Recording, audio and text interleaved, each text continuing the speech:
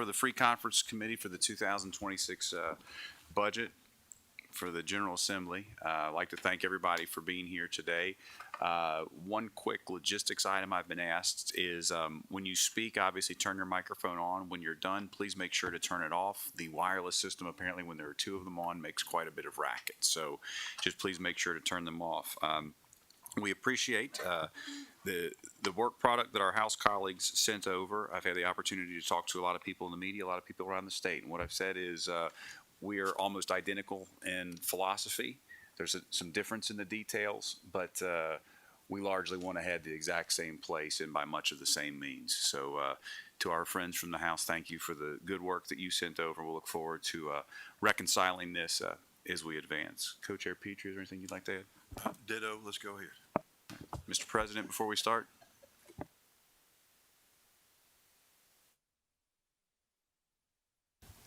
There you go. Just one thing, and I don't know if we'll get to that point today, but we had this discussion earlier with our group. In years past, we've sometimes either you all hear it or we hear it or they hear it and we don't hear it. If there is a decision point, we really need to make sure what did we hear, that everybody gets to that point, because we've even seen that just among ourselves that, oh, wait a minute, didn't we do that? Well, this person had it noted one way, this person had it noted, but when a decision point is there, we make sure and clear that we just slow down, stop, and everybody's got the same writing. That's all. Thanks. Cheers. Mr. Speaker? Very well. Jenny, the floor is yours. All right. The document that you have in front of you shows the differences only between the House Committee sub for House Bill 500 and the Senate Committee sub for House Bill 500. And so I'll just go through and talk about the differences in each language item. So starting on page 1. Mr. Chairman, may I have just a couple of preliminary questions, please, before we begin? Go ahead. Okay. Thank you, Chair Daniels. A couple of things. As we were reading through the revised budget bill that was sent over by the Senate, there's many times references to language that there's sufficient funding to implement and carry out. And sometimes the carry out was deleted. We didn't know why that was. Is there a difference between what you mean to implement and to carry out? Or is that just one and the same? That's one question we had. So we don't have to keep repeating it over and over again. As soon as I turned mine on to answer you, I could hear it start to squeal there, Senator. We will address those probably at the first place that we come across them because there were some various questions, and it may be a universal answer once it comes about, but we'll get into that when we get to the actual paragraph. And then my second question, there's no indication here of the proposed governor's budget. That's not mentioned here. If we want to address what the governor budget had and reasons why that was not included here, what's the process by which we may do that? The governor's budget is not a bill that is in front of us. The Free Conference Committee is reconciling the difference between the House budget and the Senate budget, and that's why you just see those two on the compare document in front of you.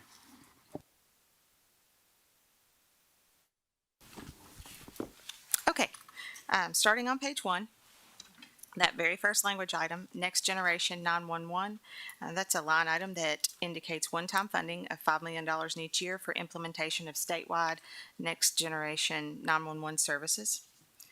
School safety, this line item indicates the 2024 regular session Senate Bill 2 that required Homeland Security to provide and maintain an anonymous reporting tool to allow concerned persons to supply information concerning unsafe activities or the threat of activities in a school to appropriate safety agencies and school officials, and that this is sufficient funding to implement the provisions of that measure.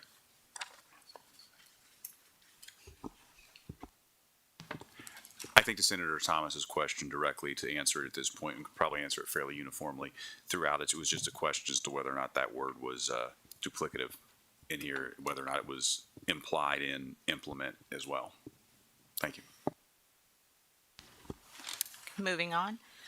The Brain Injury Association of America, Kentucky chapter, and the Epilepsy Foundation of Kentuckiana funding. This is just a line item that was restored for funding to these two programs. Veteran Service Organization funding. This is also a line item that was restored for funding to these programs. Kentucky Homeless Veterans Program, the House funded this line item for $100,000 above the base of $200,000, and the Senate funded the line item for $150,000 above the base of $200,000. Page 3, Bowling Green Veterans Center. This line item maintains $5.6 million in general fund and $10 million in restricted funds in fiscal year 27 for the Bowling Green Veterans Center, and then moves funding to restricted funds in 28 as the center should be self-sufficient by then. Debt service, I will say that you'll see quite a few debt service differences between the House and the Senate budgets. The House budget put debt service for all general fund, bond-funded projects in the unit in which the projects were authorized, which has been historical. The Senate decided to put all of the new debt service in the Finance and Administration Cabinet Debt Service Budget Unit, which is where all of the debt service ends up anyway. Going to the next page, on page 4, again, debt service, the bond-funded capital project debt moved to the Finance Cabinet. The restricted funds stayed there within KIA. Rural Infrastructure Improvement Fund. This language cancels Rural Infrastructure Improvement Fund pole replacement contracts on June 30 of 2026 if the obligated funds remain unspent. Senator Givens. I'm confident, if I recall correctly, the conversations we had in going through the budget, that there was a significant amount of money left in that fund. Is that what I recall correctly? Unspent? That is correct. There's $3.3 million left unspent. 3.3.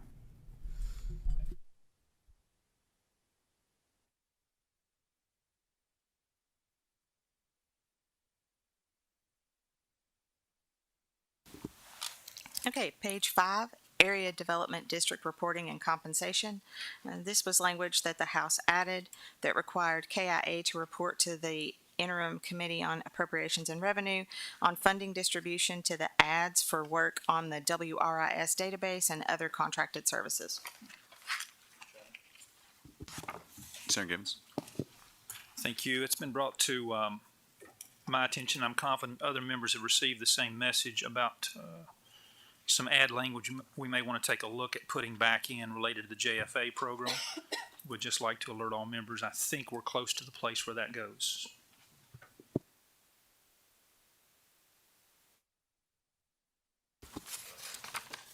Okay, moving on page 6, Disaster or Emergency Aid Funds. This is the line item for a necessary government expense to come from the general fund surplus account or the budget reserve trust fund account in the event of a presidentially declared disaster or emergency. And this line item, the difference is the House maintained the cap on that NGE at $25 million in each year, and the Senate raised that cap to $50 million in each year. The next difference is on page 7. Jefferson County mineral severance.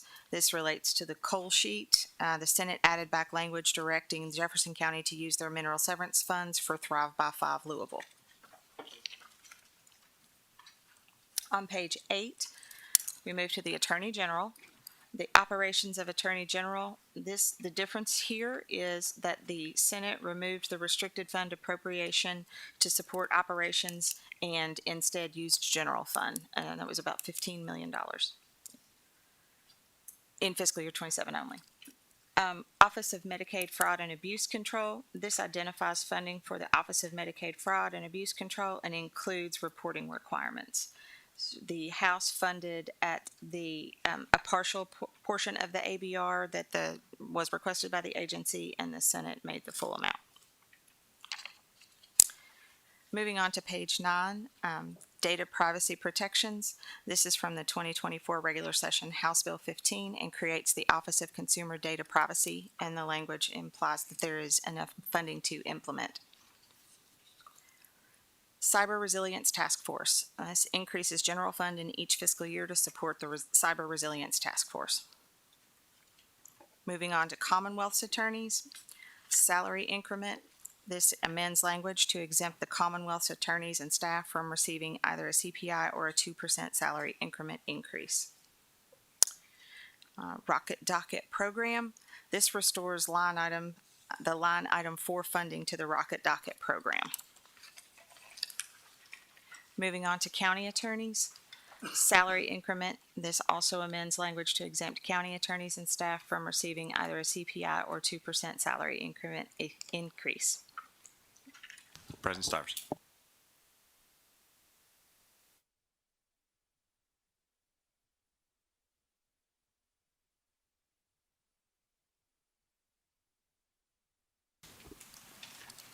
Okay, and then the last line item there is the Rocket Docket Program for the county attorneys, which also restored line item funding to the Rocket Docket Program. One thing to note for county and Commonwealth attorneys that you won't see in language, but you will see in the numbers, is that there was money for both the Commonwealth and county attorneys to finish their classification, salary and classification report from 2020. President Stivers. Thank you, Mr. Chair. One of the things that, going back a few years with General Cameron, that when we did the opioid settlement money, it's not really in any of these documents, there's still a substantial amount, and we've requested, kind of their process of how they're using that, because we're getting requests to do a lot of the same things. So it's not here, but at some point in time, I think we just kind of need to discuss that, how they're holding it, how they're distributing it, and what information we're getting, because I think we're probably getting a lot of the same type of requests from the same people that he is. And when this was done, you and I were in the room that day, that we thought we could leverage a lot more of that money because we had more money or the ability to leverage it up. So I just, at some point in time, it wasn't any of these documents, and I'd like to revisit that and have a discussion on it. That's all.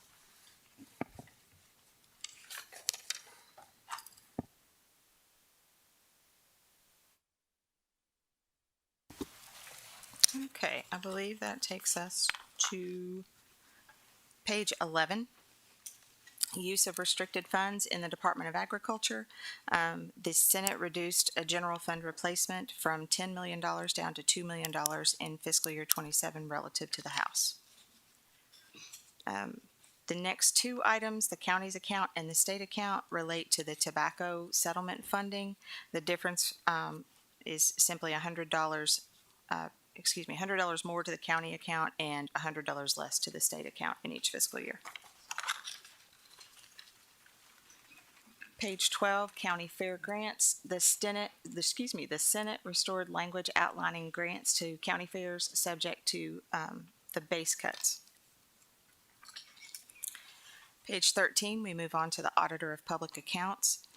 This first language piece for the Ombudsman, it increases restricted funds by $2.25 million in each fiscal year to support a general fund replacement, and then amends language to allow the Auditor of Public Accounts to bill the Cabinet for Health and Family Services on a prorated monthly basis.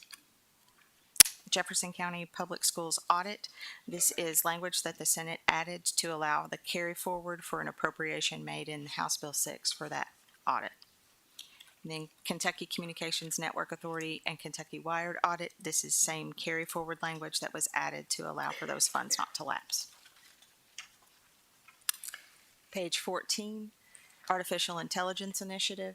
The Senate increased restricted funds appropriation to support the Artificial Intelligence Initiative. Page 15, Audit Billings. This is language that was added by the Senate to require timely payment for the audit billings from the executive branch to the auditor's office. Page 16, actuarial audit of teachers' retirement system. This is a general fund of $2 million that was appropriated in fiscal year 27 to support an actuarial audit of the teachers' retirement system. School board audits. Increased general fund by $1 million in fiscal year 27 and $2 million in fiscal year 28 to support random and targeted audits of school district finances. On page 17, we move to Kentucky Public Pensions Authority. This first language piece appropriate 67.7 million in general fund support to pay down the KERS non-HAS pension unfunded liability. This is using a portion of funds appropriated in House Bill 1 in the 22 regular session it was excess funds that were not used for classification and compensation for the executive branch employees. Page 18, retirement allowance. So this is 80.3 million in restricted funds from the Department of Insurance that are used to provide for a 13th check to retirees, 100% for retirees who retired prior to January 1 of 2016, 50% for retirees who retired between January 1, 2016 and January 1, 2021, and then 25% for retirees who retired after January 21 but prior to January of 26. Page 19, Kentucky Employees Retirement System Non-Hazardous Insurance Fund. The remaining amount of the $350 million fund transfer from DOI, so it's approximately $270 million, was appropriated to pay down the unfunded insurance liability for KERS non-HAS. Pages 19 through 21 are pretty much restricted fund increases for the smaller boards and commissions that are throughout the executive branch. Takes us to page 22 for School Facilities Construction Commission, the language school district project and indebtedness report. This amends language identifying a school district project and indebtedness report to make districts ineligible for 2628 offers of assistance unless the report is submitted and the district's facilities have been evaluated in KDE's Kentucky Facilities Inventory and Classification System. Then on starting on page 23, this is appropriations not otherwise classified. I will tell you, all of the changes here are technical corrections. The Senate decided to, the House decided to take language that had been in the enacted bill in House Bill 6 for lapsing funds to go to the Budget Reserve Trust Fund, and instead of putting that in every piece of language, it went in Part 3 to kind of go as a whole. There are a couple of places that we forgot to take the language out in the Senate version, so we were trying to clean it up to go toward our final version. So that goes through page 26. When we get to page 27, we're on Kentucky Communications Network Authority. The language item is availability payments, and this restores the line item identifying general fund appropriation amounts for the network's availability payments. Page 28, we're at economic development. Debt service, this simply moved to the finance debt service appropriation unit. Certified Child Care Community Designation Program. This was from the 24 regular session House Bill 561 and requires the cabinet to establish operations and requirements for the CCD program, which is supposed to help increase the supply of child care services. Financial Assistance Program for Nuclear Energy Related Projects. This is from 24 regular session Senate Bill 198 and requires the cabinet to create and implement a financial assistance program to support the nuclear energy ecosystem. Pilot Tax Increment Financing Program. This is from 25 regular session House Bill 775 and amends statutes relating to tax increment financing programs to allow revised projects to reapply under certain conditions. Then page 29, the Talent Attraction Pilot Initiative. The Senate added language and funding of $2.5 million in each year for the development and launch of a talent attraction program.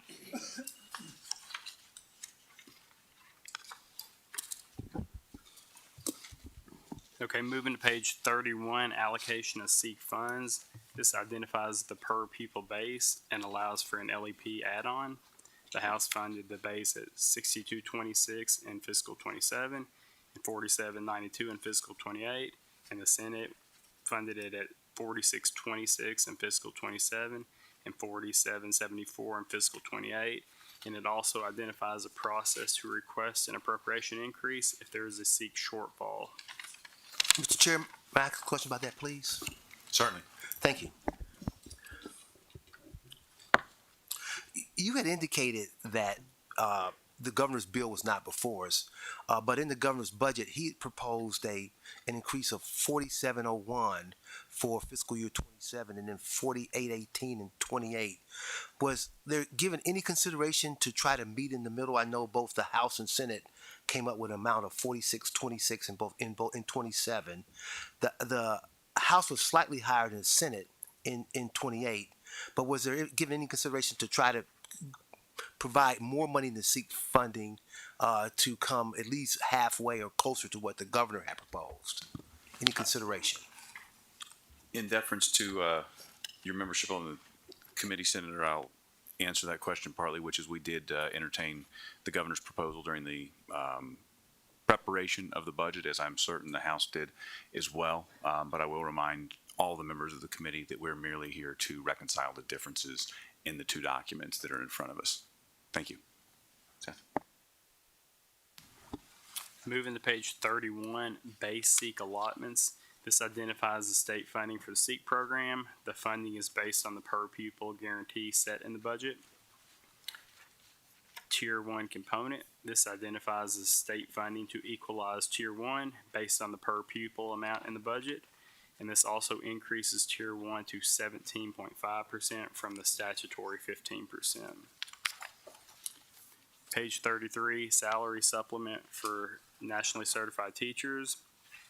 This identifies funding to pay the stipend for national board teachers and also allows KDE to prorate the stipend if funds are not sufficient to cover the entire amount. The House funded at $4.6 million and the Senate $4 million each year. Excuse me, Yes, Representative. if I could we please go back to page 31?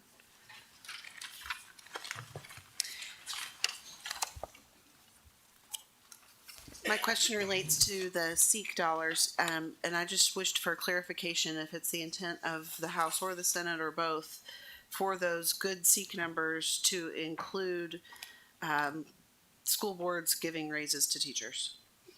Representative, I will remind you that the governor used one-time dollars from Medicaid for recurring expenses to make his budget balance. Neither the House nor the Senate took that approach. I'll also remind you that all district employees are just that. They're employees of a local school district, and it is not the policy of this body to set local pay policy. Thank you. Thank you. President Stivers. Yeah, you know, we've had two questions posed to us about this, and I think the public needs to be aware. If you think about your household and you pay your monthly utility bill or your monthly mortgage bill, but you start paying it out of a savings account, you're eventually going to run out of money. So the governor took almost $750 million from our savings account to pay for recurring expenses, which then sets you up for an structural imbalance, which means you're going to have to find $750 million 2 years from now. That's flawed budgeting. The other part of it, he pushed, I think, some $100 million, $200 million of Medicaid bills, $200 million of Medicaid bills outside of this budgetary period and rolled it into 2 years from now. So you got to add that in. So it's almost $1 billion of structural imbalances. Now, if we want to go to that type of discussion, let's have it. But this was a totally flawed budget that he submitted to us with over $1 billion of structural imbalances in it. Thank you, Mr. President. Seth? Moving to page 34, retroactive equalized facility funding. This identifies the funding to equalize the recallable nickel.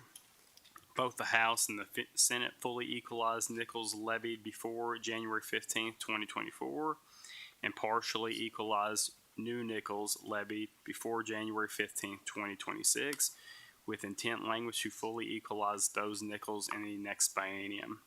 There was also intent language added to stop equalization for nickels levied after January 15th, 2026. Moving on to the BRAC nickel on page 35. This identifies 3.1 million in fiscal 27 and 2.8 million in fiscal 28 to equalize the Brack nickel. The Senate added intent language to sunset the equalization after the 28-30 biennium.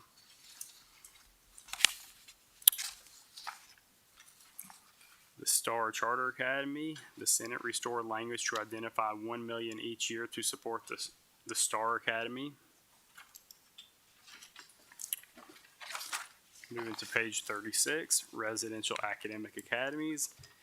The Senate added language to remove students that attend Gatton, Craft, and Young Scholars from the average daily attendance counts in SEEK. And then model laboratory SEEK calculation adjustment. The Senate added language to remove the SEEK adjustment made for students attending model lab school. That takes us over to page 37, operation and support services. Advanced placement and international baccalaureate exams. This identifies Excuse the me. funding to pay Excuse for. me 1 minute. Senator Burns says she has a question. Senator Berg. Thank you for your indulgence. My question is on the bottom of page 35 with the Star Academy. We're taking that, I think, from a 15 million down to a 1 million. Is that going to be adequate to meet the goals of that program? President Stivers. Yeah, thank you, Senator Berg. This is something that the governor put into his budget 2 years ago, which we initially thought about taking out, but since it was a charter school, we felt that we would keep the money in. So there's $5 million the past biennial session, which hasn't yet been spent, even though it could have been spent in either year. They're just starting the program up. And I think it's $1 million per school, to where they go in and intervene and basically create a charter school within a school to get some type of enhancement on performance. Since they hadn't started it just yet in this fiscal year, we didn't think where you have a $5 million carry forward that we should ramp up that high. But we appreciate the governor's attempt to start a charter school. A follow-up question, because I may just be thinking about the entirely. Senator, hold on 1 second. Go ahead. I may be thinking about the entirely wrong program. I thought this was the program that was supposed to help our preschools ramp up so that their children were more. This is a different program. I believe Thank you're you. thinking of the Awesome. STARS Okay. readiness or ratings that they do in preschool. Yes. Thank you, Senator. All right, Seth. I will just remind everyone, if you see green on your microphone right now, please turn it off. We're starting to get a little bit of feedback. Thank you. Moving to page 37, advanced placement and international baccalaureate exams. This identifies $960,000 in fiscal 27 and $930,000 in fiscal 28 to pay for AP and IB exams for students qualifying for free and reduced lunch, and includes $2.6 million from lottery receipts to pay for AP exams. The Senate removed the requirement that these be paid for on a first-come, first-served basis. Employment of leadership personnel. This allows the Kentucky Board of Education to determine the compensation of KDE employees. Page 38, blind, deaf residential travel program. The Senate restored language to identify $472,000 in fiscal 27 and $458,000 in fiscal 28 for the blind, deaf travel program. Educators Employment Liability Insurance Program. The Senate restored language to identify $4.8 million in fiscal 27 and $4.6 million in fiscal 28 for the Educators Employment Insurance Program. Special examinations. This relates to the audit of Kentucky School for the Blind, Kentucky School for the Deaf, and area technology centers, and requires KDE to pay for that audit. Moving to page 39, local district insurance requirements. This language just reiterates 702 KAR 3030, which requires school districts to maintain sufficient insurance coverage for their facilities. That takes us to page 42, learning and results services. The Center for School Safety. This identifies 15 million each year to be distributed to the Center for School Safety and authorizes up to 2 million each year for administrative expenses. Kentucky School for the Blind, Kentucky School for the Deaf. This identifies 8.3 million each year to support Kentucky School for the Blind and 11.3 million each year to support Kentucky School for the Deaf. Page 43, Career and Technical Education. This identifies the funding for career and technical education and outlines the requirements to be classified as a local area vocational center. The Senate added 14.8 million in fiscal 28 to be distributed based upon a recommendation of a task force.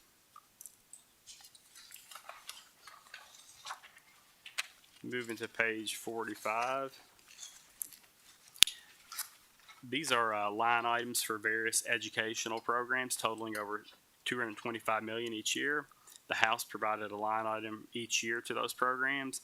The Senate line item fiscal 27 and set aside 79.6 million in a funding pool in fiscal 28 and directs KDE to develop a formula to distribute those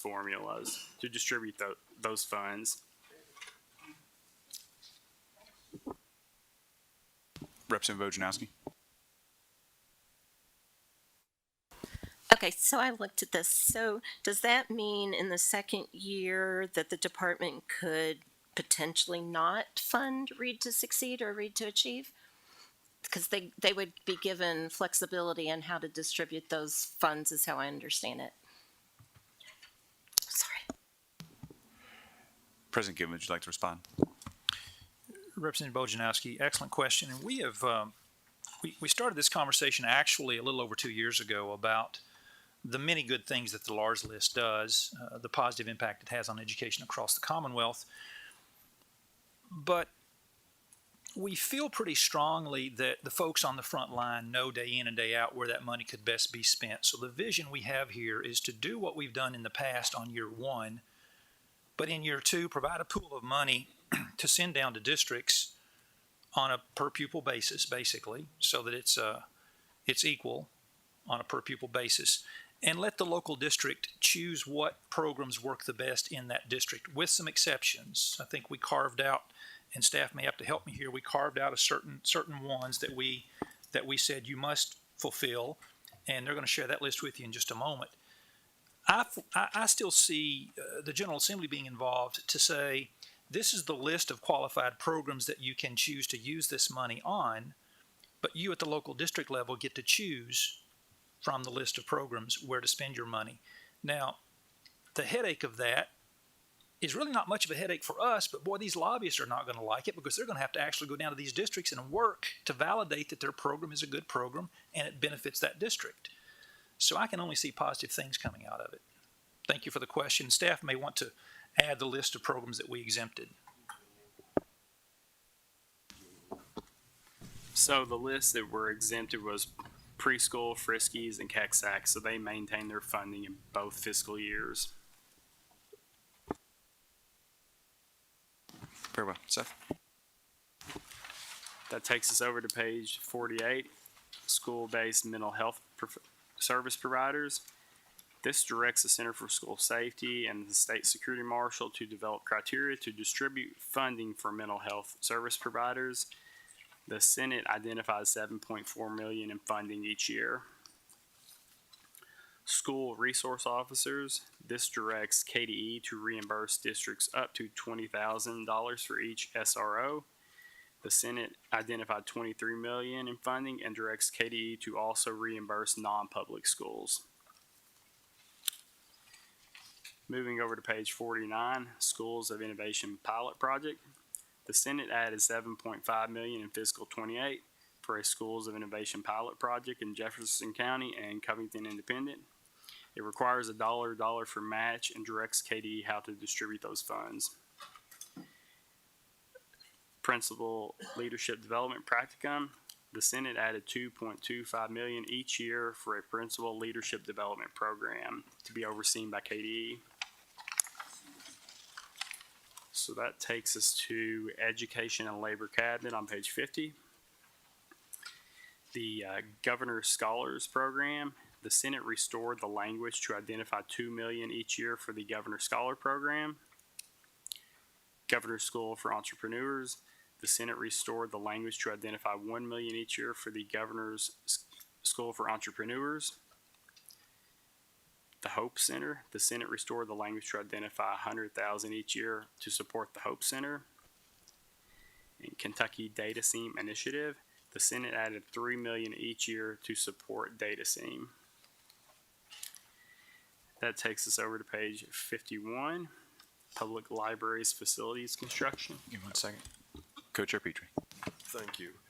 Just for clarification, you'll notice that Seth has been saying, like on these last three, the Governor's Scholars, the Governor's School, and the Hope Center, that the Senate had identified language and identified the program with language and placed dollar figures with it. It's not that the House had removed the program nor the money, but it was implicit in the base, so it was superfluous language, and that's why it was removed. So when you listen for identified, just make sure that you understand it was there. It's now you see it in words rather than knowing it's there. Just clarification. Thank you very much. Public Libraries Facilities Construction. This identifies the funding to support debt payments to local libraries. The difference in the funding amount is the cabinet provided us the updated amount to pay that debt for those local libraries. Dolly Parton Imagination Library. The Senate identified 2.3 million for the Dolly Parton Library and suspend the statute to adjust the state match from 50% to 33%. May I make a brief comment, Mr. Chair? Please do. Thank you, sir. I just wanted to draw the committee's attention to a letter that I believe that we've all received in the past 24 hours. Dolly Parton Imagination Library says that the reduction in the match will lead about half of their programs to close in their most rural and their most low-income counties. And so my hope would be, because it will have no fiscal impact on our budget, but would have a great impact on the reach of the program, that we could restore the match. And at the risk of losing my seat on the Senate side of the table, I would advocate that we go with the House language on that. Thank you, Mr. Chair. We do appreciate that. I think that we had a sentiment that there have been a lot of local fundraising efforts and abilities that may actually make these dollars stretch further than they are right now. But we will take the input under advisement, Senator. Thank you.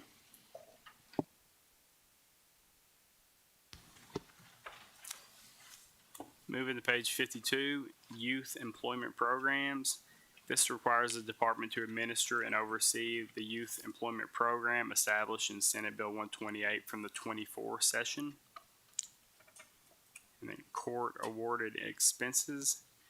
This allows expenses to be awarded against the department in relation to OSHA violations. This is in House Bill 398 from the 25 session. And that takes us to the Energy and Environment Cabinet. Okay, on page 53, Energy and Environment, and we're in Environmental Protection. The debt service language, that debt service for general fund bonds was moved to Finance. Pollutants of Kentucky Waterways. This is from Senate Joint Resolution 149 in the 24 regular session, and directs EEC to provide guidance and consult on the best management practice for PFAS. I'm not going to try to say those words. Yeah, no, PFAS.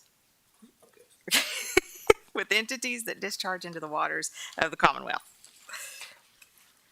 Long-term post-mining water treatment permits.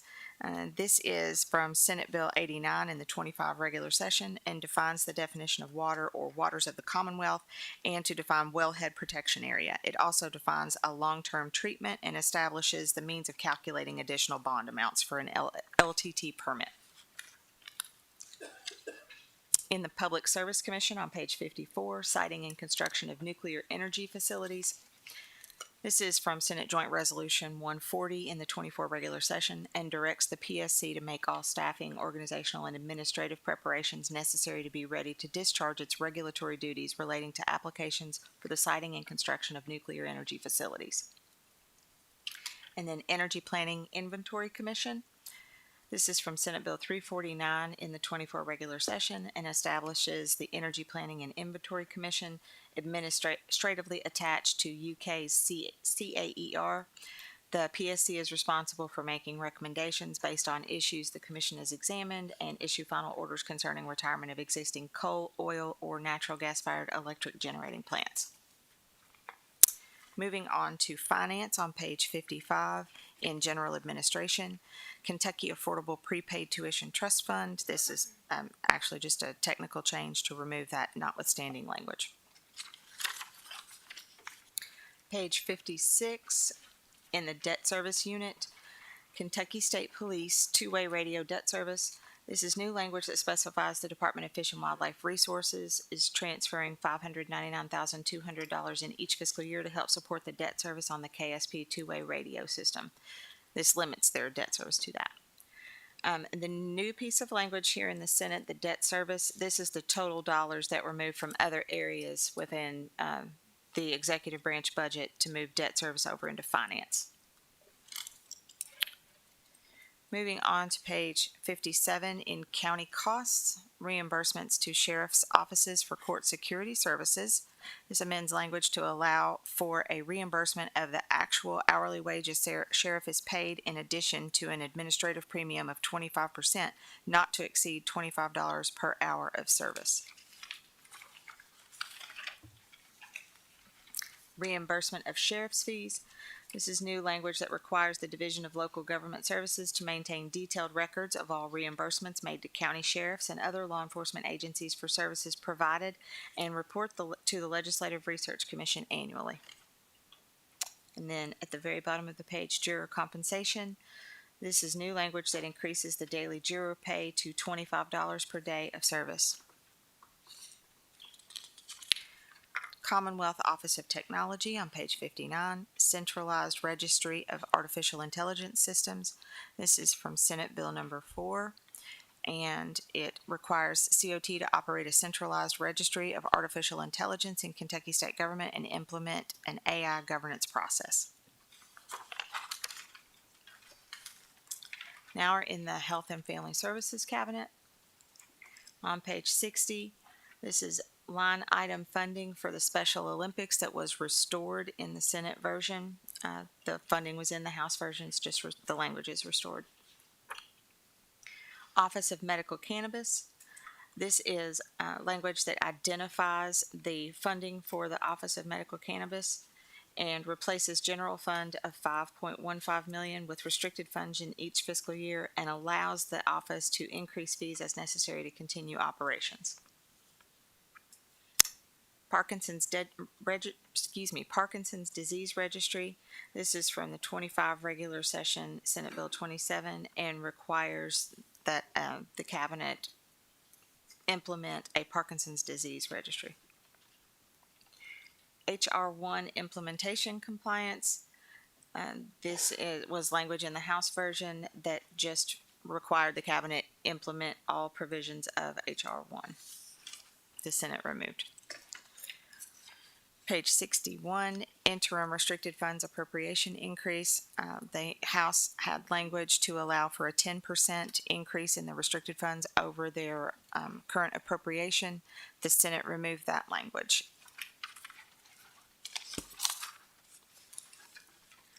Page 62, we're in Medicaid benefits, intergovernmental transfers. This specifies that revenues from IGTs are contingent upon agreement by all governmental entities. Page 63, disproportionate share hospital program.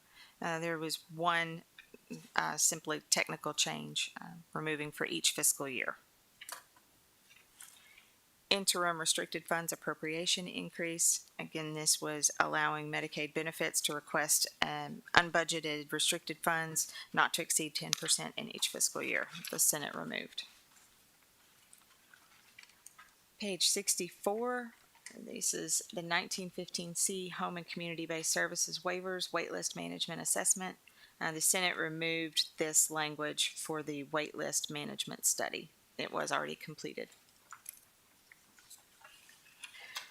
Page 65, Medicaid Benefits Program Support. This language identifies $55.9 million in restricted funds that was appropriated to support program needs.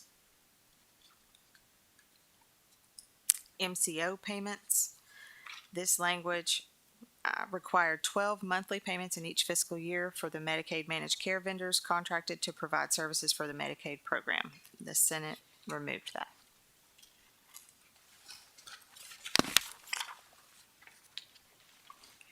Page 66, substance use disorder programs.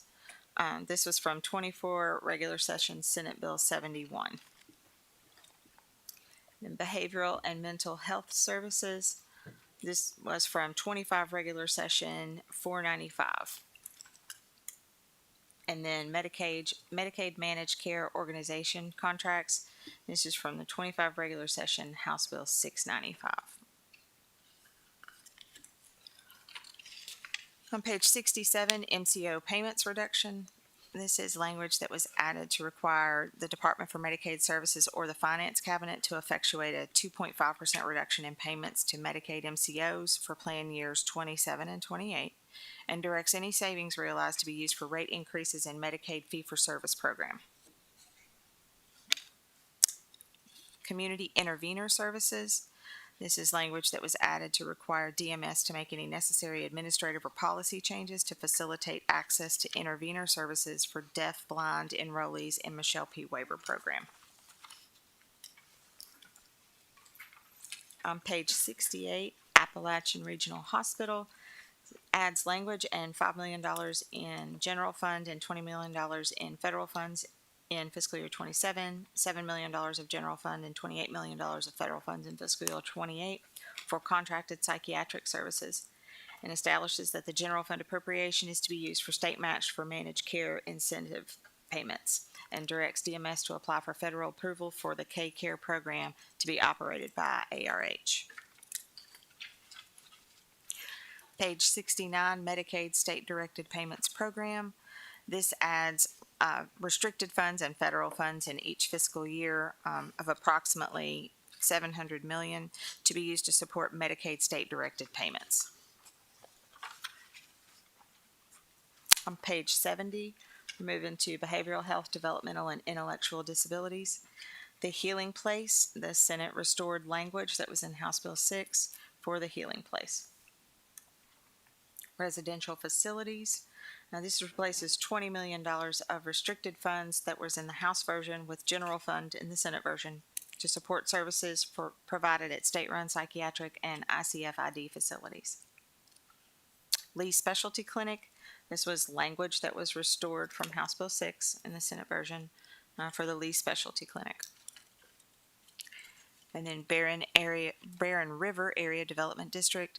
This is language that was added by the Senate to allow the carry forward appropriation in the 24 session to be, those funds to carry forward and not lapse for a regional substance use disorder services pilot program. In public health, on page 72, Kentucky Pediatric Cancer Research Trust Fund. The Senate restored the base funding. Went from $4.8 million in fiscal year 27 and $4.65 in fiscal year 28 back to the $5 million in each fiscal year in the Senate version. Central Laboratory Expansion. The House had reporting requirements based on a capital project. The Senate removed the capital project and the reporting requirement. Area Health Education Centers. This is a technical change to remove the lapsing language. Kentucky Early Intervention System. The Senate removed language for a one-time feasibility study.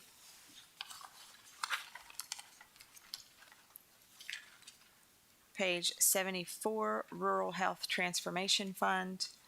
Both the House and the Senate appropriated approximately $213 million in each fiscal year of federal funding for the Rural Health Transformation Fund. The Senate added a reporting requirement. Kentucky Poison Control Center. The Senate restored a line item identifying the general fund appropriation for the Kentucky Poison Control Center. Kentucky Colon Cancer Screening Program. The Senate restored the line item identifying the general fund appropriation for this program. Debt service was moved to finance.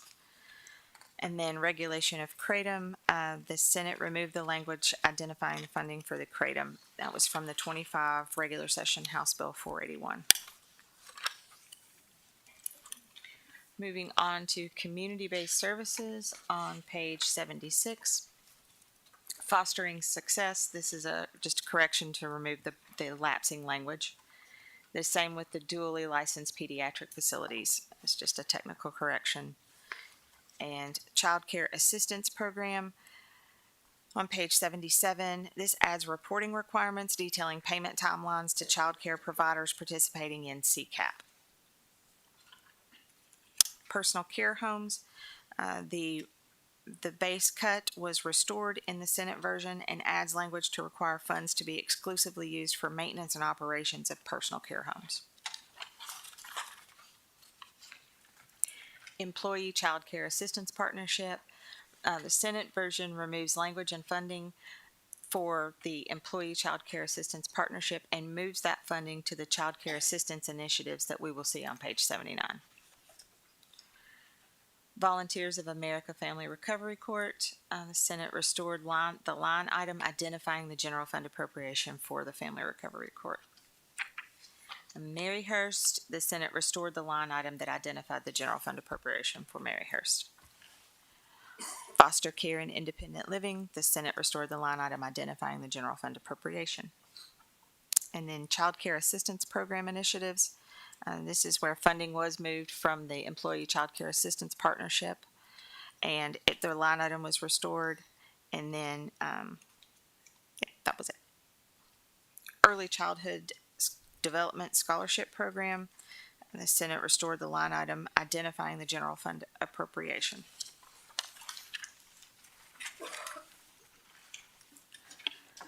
Adoption records, this is from the 24 regular session House Bill 87, and the language was added to identify the funding for the adoption records. And then child care benefits, this comes from the 24 regular session Senate Bill 240. Page 81, relative and fictive kin caregivers. The Senate version increases general fund of $5 million in each fiscal year, and adds language to describe when and how a relative or fictive kin caregiver can ask the state to change custody arrangement of a child so that they can become an approved foster parent and receive support. Mr. Chair, may I ask a question about this? Absolutely, Senator. As you know, this has been an issue of contention between the General Assembly and the governor for the last year and a half. The question I have is if it's determined over the next year to year and a half that this $5 million is not appropriate, that we run out of this money, what's the process going to be then for requesting additional appropriations to fund whatever needs remain unfunded? Senator Rock Adams. Sure. As you know, this has been a real problem between the administration and the General Assembly. And part of the reason is we've had to put this language in there about qualifying event and specifying it because the administration has been remiss in even moving forward any regulations. So we feel as if they honor what Senate Bill 151 said, that they will do the appropriate thing and find federal dollars first, send us over regulations second, and then thirdly, we will have a better idea about general fund expenditures relative to this program.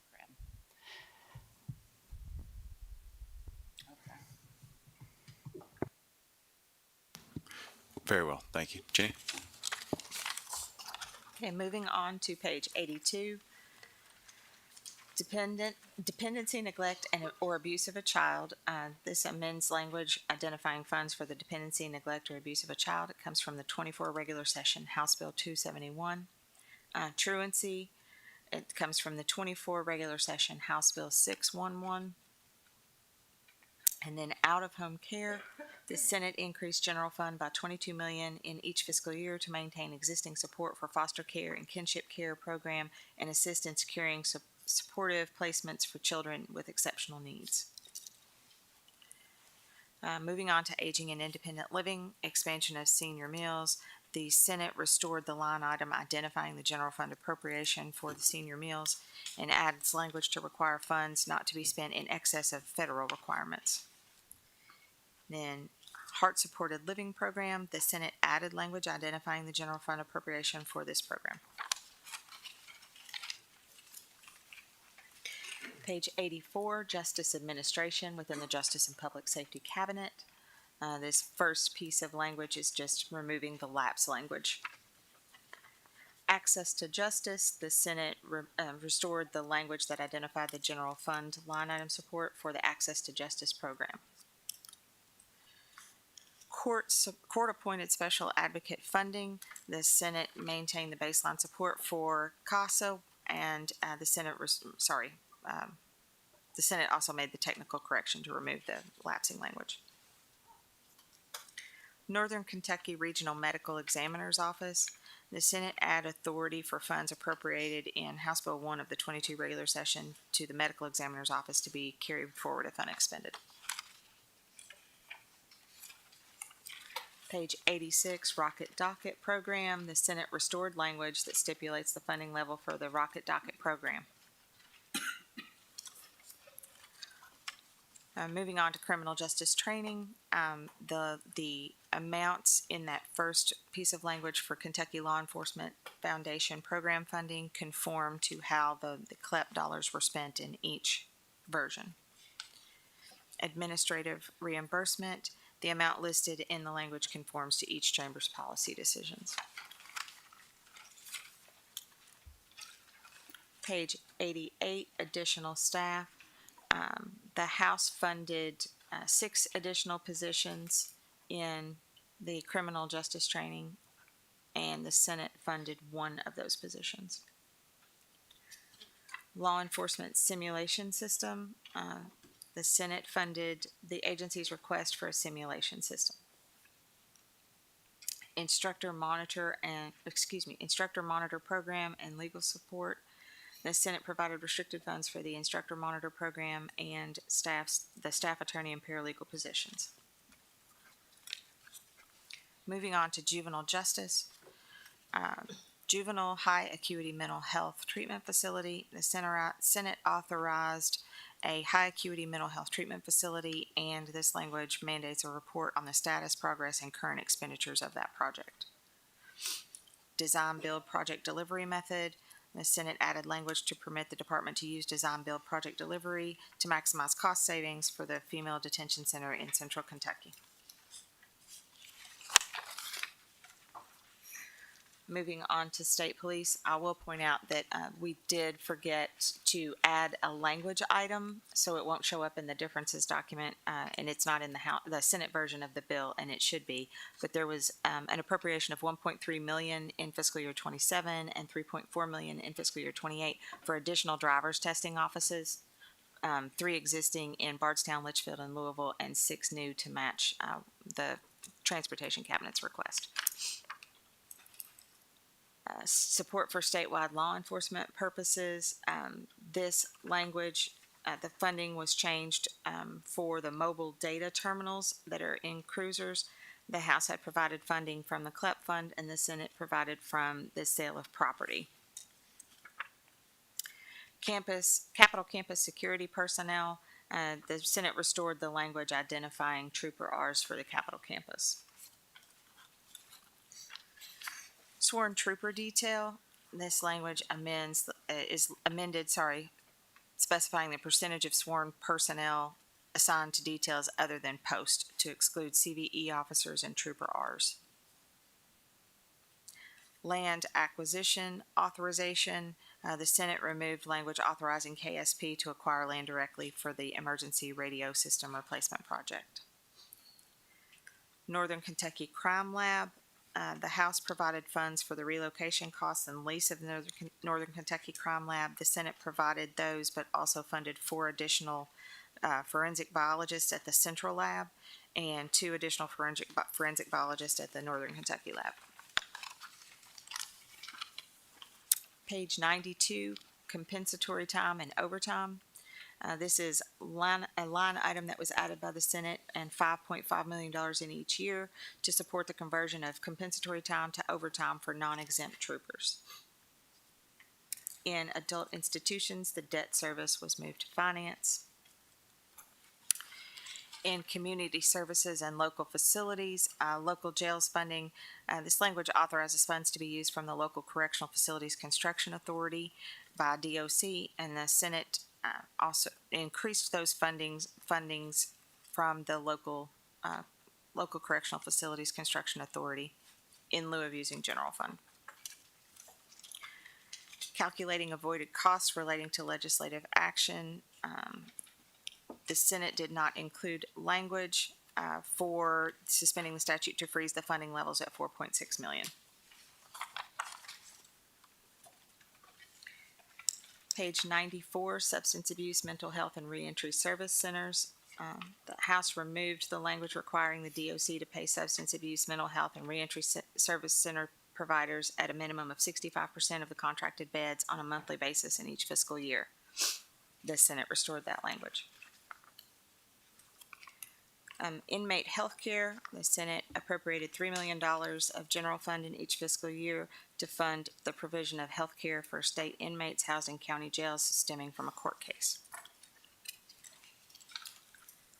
Page 95, supplemental county jail payment. The Senate provided $13 million in each year to support a one-time $4 per inmate per day supplement to a county jail that voluntarily develops a regional jail model. Page 96, we move on to local jail support. There's a technical change here to add fiscal year. Page 97, we're in public advocacy. Attorney compensation, the House had provided $3.6 million in fiscal year 27 and $5.4 million in fiscal year 28 to support a 10% increase to DPA attorneys. The Senate did not include this. Technology needs, this language identified the funding from the House to support technology upgrades, $800,000 in each fiscal year. The Senate did not. Moving on to the Personnel Cabinet. State Health Plan Actuarial Reporting. This is language that was added from the House for actuarial reports, studies, and recommendations related to the development and implementation of the Kentucky Employee Health Plan for years 2023 to 2028, and the Senate added a requirement that those documents also be posted on the Personnel Cabinet's website in a publicly accessible location. Moving on to page 100, we have State Salary and Compensation Fund. The Senate removed the language in the appropriations for the salary compression pilot program that the House had added for the Cabinet for Health and Family Services and the Transportation Cabinet.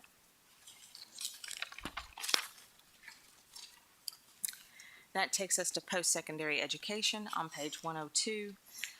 The first piece of language there, spinal cord and head injury research. The House included general funds of $1.92 million in fiscal year 27 and $1.86 million in fiscal year 28, and the Senate did remove that line item.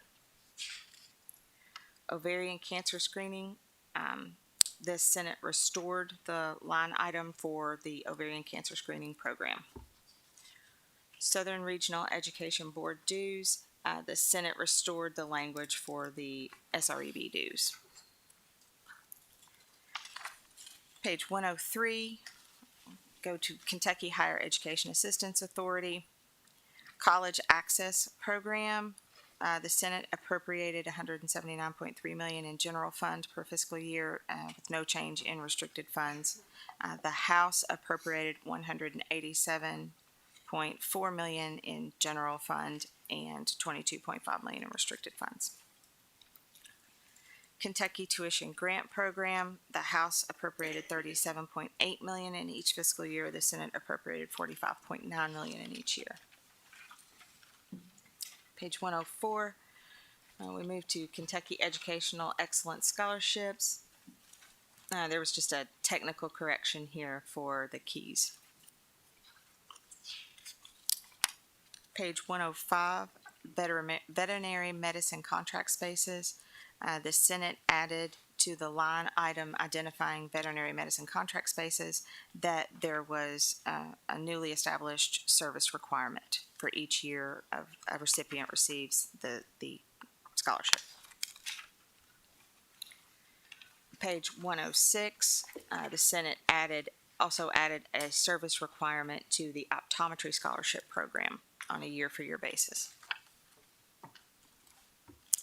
Page 107, use of lottery revenues. There was 675,500 added from lottery receipts for the Innovative Scholarship Pilot Project, and that explains the difference in the numbers. Teacher Scholarship Program. The House appropriated $300,000 in restricted funds each fiscal year. The Senate appropriated $1,015,000 in restricted funds in each year for this. There was no change in the general fund. General admin and support.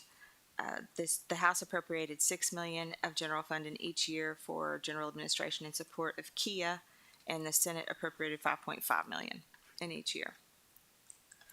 Teacher recruitment student loan forgiveness pilot project. The Senate restored language for the teacher recruitment student loan forgiveness pilot project that identified $3.3 million in general fund in each fiscal year. The base for this in the House was $10 million in each year. Innovative Scholarship Pilot Project. The Senate identified $675,500 in general fund for this. I believe the base in House Bill 6 was $5 million in each year. Keys Merit Scholarships. The Senate added language requiring the minimum GPA for Keys Awards to be 2.75 if KIA does not complete an evaluation and examination of the effectiveness of Keys scholarships by June 30th of 2026. Moving on to the post-secondary institutions, we'll start with Eastern Kentucky University. The biggest change that you'll see in all of the mandated programs is that the Senate restored the base cuts for all of the institutions, so all of their mandated programs were, their base cuts were restored. So that explains the mandated programs for Model Laboratory at EKU. The debt service was moved to finance. On page 110, EKU Air Traffic Control Training Program, the Senate did include general funds of $6.5 million in 27 and $1.5 million in 28 to support the establishment and operations of an air traffic control training program. Kentucky State University, the debt service was moved to finance. Morehead State University on page 111. The difference, other than the restoration of base cuts, was that the Craft Academy had an increase to support 19 additional students in fiscal year 27, moving up to 38 additional students in fiscal year 28. And the debt service was moved to finance. On page 112, Murray State University, restoration of base cuts, explain the mandated programs changes, and then debt service was moved to finance. Page 113, Northern Kentucky University, the base cuts were restored, and then there was also a new item added, $1.8 million in fiscal year 27 and $3.6 million in fiscal year 28 for the Votruba Young Scholars Academy. And debt service was moved to finance. Moving on to page 115 in the University of Kentucky, the changes there are related to the restoration of the base cuts. And debt service on page 117 was moved to finance.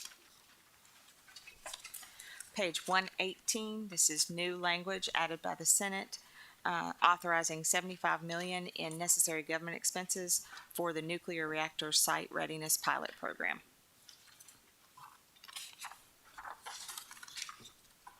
Page 120, University of Louisville. The base cuts were restored in the Senate version, and those are the difference in their mandated programs. And debt service was moved to finance.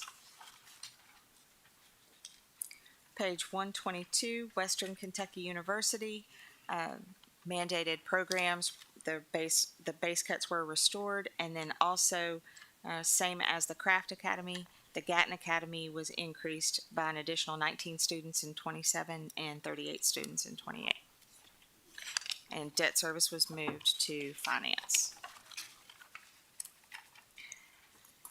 In Kentucky Community and Technical College System, base cuts were restored, and then the Senate added, I believe,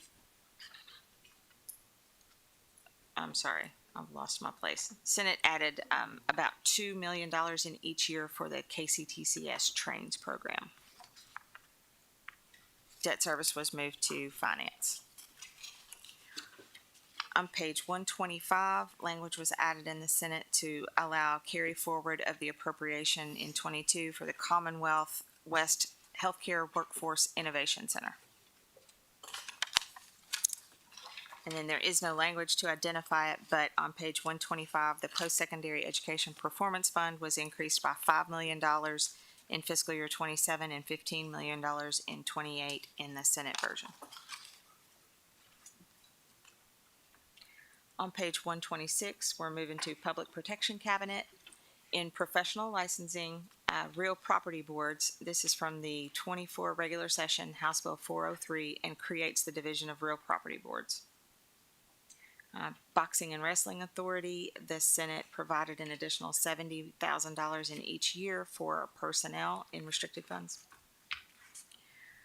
Alcoholic beverage control, there was just a technical correction to add vehicles to the language. It's right after you said that. Boxing and Wrestling Authority. Page 127, Housing, Buildings, and Construction. The Senate restored language identifying school building plan reviews and inspections, which gives local governments jurisdiction to review plans, inspect, and enforce buildings. In insurance, the biggest difference here is in both versions, $350 million is transferred from the Department of Insurance. The House version transfers those funds to the Budget Reserve Trust Fund and identifies a potential appropriation for Medicaid benefits in fiscal year 27 of $250 million if it is deemed necessary for claims payments. The Senate transfers $350 million to the Kentucky Public Pensions Authority for the tiered 13th check and for the payment of the non-HAS medical insurance fund. Thank you. Claims and appeals in public protection on page 128, administrative expenses and claims. This language was restored that identifies the excess restricted funds from the Department of Insurance to be transferred to the Crime Victims Compensation Fund and made available to support administrative expenses and claims. And then victims of crime, this is from Senate Bill 319 in the 24 session, and specifies the duties of the Crime Victims Compensation Board and expands the definitions relating to crime victims compensation. Moving to page 129, the Tourism Cabinet. Feasibility study. This directs the Tourism Cabinet to conduct a feasibility study on the Artisan Center with potential acquisition by Berea College and the City of Berea. The Senate added language to direct the Cabinet to work with the Transportation Cabinet. Moving to page 130, Public-Private Partnerships. This allows the State Fair Board to enter into P3s without authorization from the General Assembly for projects over $25 million. And there was just a technical change between the House and Senate on that. Moving to page 131, American Battlefield Trust. This allows previously appropriated funds to the American Battlefield Trust to carry forward. And then the Governor's School for the Arts. The Senate restored the language to identify $622,500 to support the Governor's School for the Arts.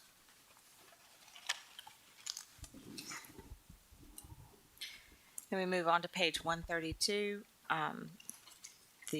There were differences in what was actually appropriated to the Budget Reserve Trust Fund. In the House version, there was $339.8 million in the first year and 147.9 million in the second year. And in the Senate version, there's 55.8 million in the first year. And then Kentucky Permanent Pension Funds, lapse of remaining balance. In the House version, there was the remaining amount of that 67.7 that was appropriated in 22 for the compensation was lapsed to the general fund. Moving on to Part 2, Capital Projects. The first language piece on page 133, expiration of existing line item capital construction projects. There is just a technical correction in the years. On page 134, appropriations for projects not line itemized. There are some differences in capital projects that are funded in Part 2, and this language conforms with those capital projects. Page 135, capital construction and equipment purchase contingency account. The Senate restored language and allows transfers from the general fund surplus account or the budget reserve trust fund for the contingencies. Emergency repair, maintenance, and replacement account. The Senate raised the maximum amount of transfers from 1 million to 2.5 million. And then public-private partnerships, there is a technical correction to add another statutory reference to the notwithstanding. Do you want to go through every capital project difference?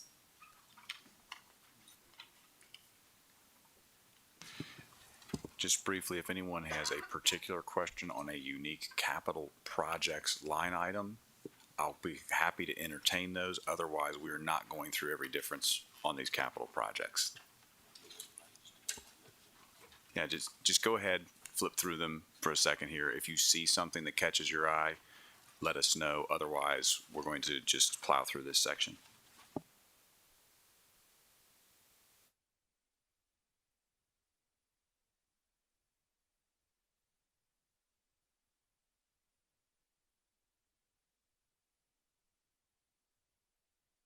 It proceeds to 172.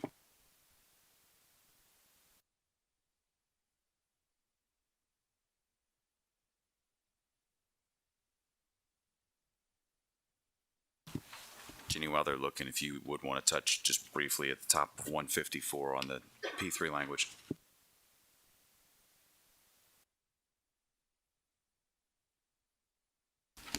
Yes, this just allows the University of Kentucky to use the P3 method for projects of at least 25 million, and they won't have to be expressly authorized by the General Assembly.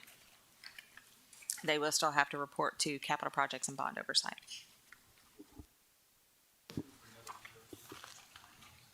I don't believe so. No.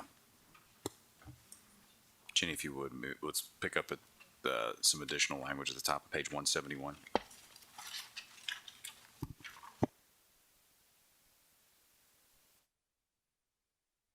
Senator Berg. Thank you, sir. Thank you, sir. On page 141, the House had funded the construction of the central laboratory expansion, and then the Senate, I think, took that out. And, you know, I have been in committees where we have been told how important this is and the need for the state. Do we have plans to somehow address this in the near future? I think that there are some ongoing conversations related to the actual laboratory capacity of the Commonwealth that are ongoing. We want to make sure that ultimately we handle the testing capacity in the most efficient manner possible, whether that's at this particular lab or at some others we may have where there's potentially some capacity left. So those conversations are certainly ongoing, and I wouldn't say that the project's by any means abandoned. Okay, on page 171, Northern Kentucky Convention Center renovation and expansion. The Procurement Authority. This allows the Northern Kentucky Convention Center Corporation to make the decisions for the procurement instead of the finance cabinet for the planning, design, and procurement of the convention center.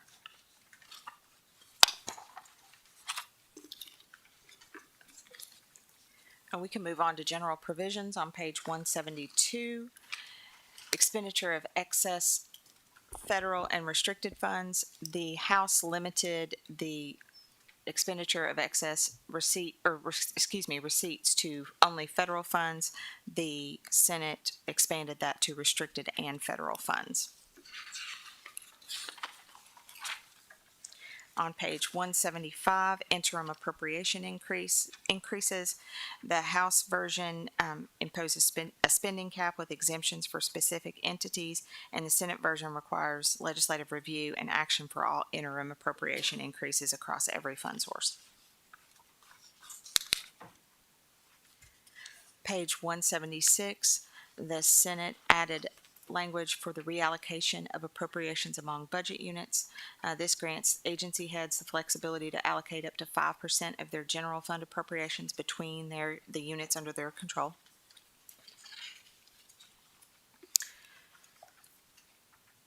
Operational expenditures data on page 177. This directs a reduction in operating costs across 13 expense codes. The Senate removed the financial penalties for noncompliance. And then that takes us all the way to page 180, mandated health coverage. This is from House Bill 52 of the 24 session, and it allowed for coverage for cancer detection. And House Bill 115 from the 24 session, that was for breast examinations. Very well. Jenny, and to all your crew sitting behind you here, you once again do a phenomenal job at making something that's exceptionally complex. Mr. Chair, Representative Bojanowski has a question. I will call on her in a second. Making something that's incredibly complex seem incredibly easy. It is quite the talent, and we are indebted to you guys for it as we continue to move through the process. Very well. At this time, I would like to call on the Senate minority members of the delegation to this free conference for comments that you might have. For the Tina first, let her give her a chance. She had a hand. Representative Bojanowski, you get your hand up for a question. We'll defer Do you to have a question or closing comments, Representative? Oh, question. I apologize. Please proceed. I'm just an alternate. I'm not going to do the closing comments.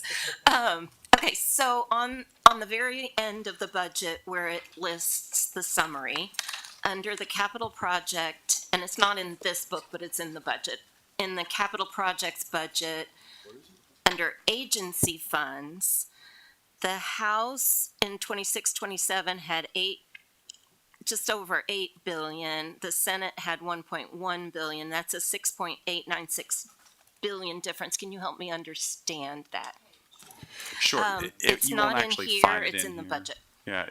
So it's just a difference in how much agency spending, which is university dollar spending from their funds, or how much borrowing we allowed those universities to do. And it's just like I say, I don't necessarily think that it's a particular difference in desire, but it might be a little bit of a difference in details. Although the numbers look tremendous, it really deals with how much bonds are being issued necessarily more than how much direct spending is being done in any given year. So that's really what you see there.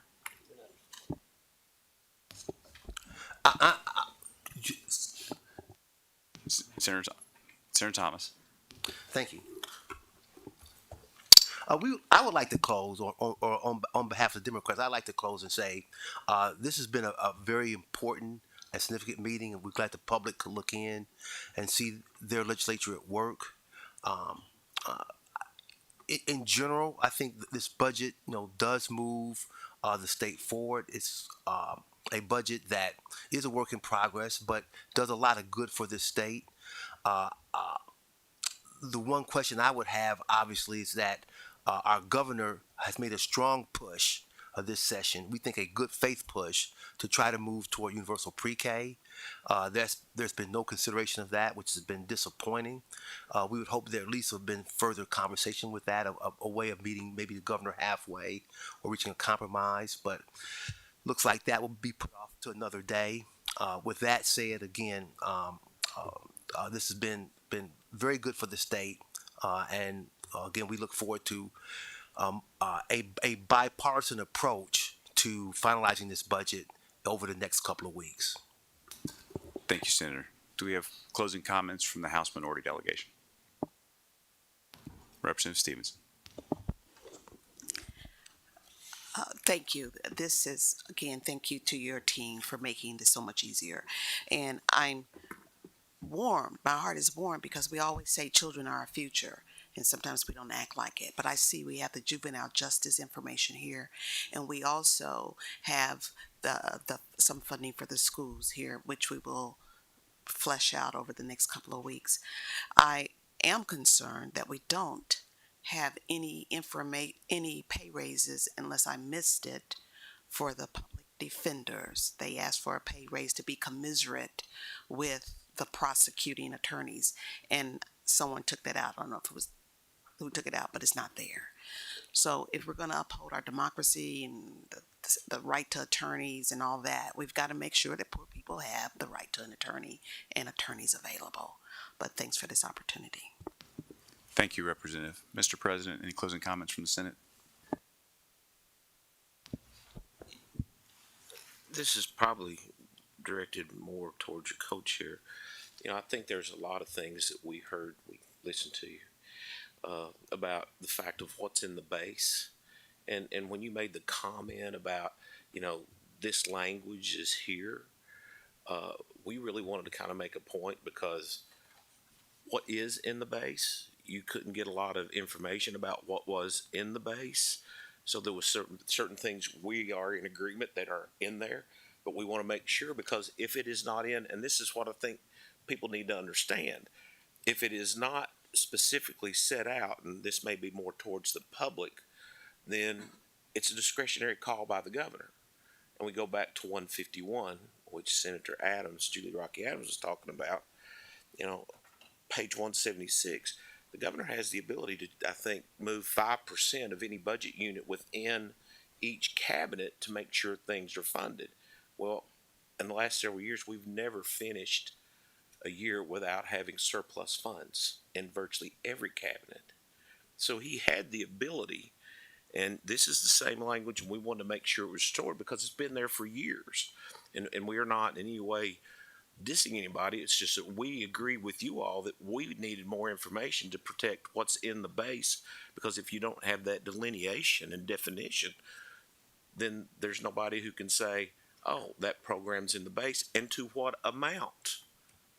So, you know, when Senator Julie Rocky Adams sits here and says, yes, there's funding, there is, plus there's the ability to move 5% between budget units in the largest part of our budget overall, which is a multi-billion-dollar section or component in the healthcare area, that he couldn't find 5% to move, and he had the authority through the budget to move it. So to your point, you know, there was nothing about trying to do one-upsmanship or showmanship. It's just that, hey, we want to make sure that we as the appropriators make a clear point, and may want to make more clear points between now and the end of this. That's all. Thank you, Mr. Chair. Thank you, Mr. President. Mr. Speaker, any closing comments? Thank you, Mr. Chairman. Couple things that I'll touch on. First of all, this is obviously it's a different looking budget than we've had in the past, both in structure and in timing. And I appreciate your all's ability to pivot and work as we were awaiting information. I appreciate staff's ability to basically pivot on command on those things. Obviously, we'd like to get the budget to you sooner than we did this year, but it just wasn't a ready product. That said, as we joked when we walked in, this is the smallest differences document I've ever seen. I've been here 20 years, and I've never seen a document this small, which I think speaks volumes for our shared vision on where we want the Commonwealth to go and how we want to manage the Commonwealth's resources. I do want to just comment briefly on Senator Thomas's comment about pre-K.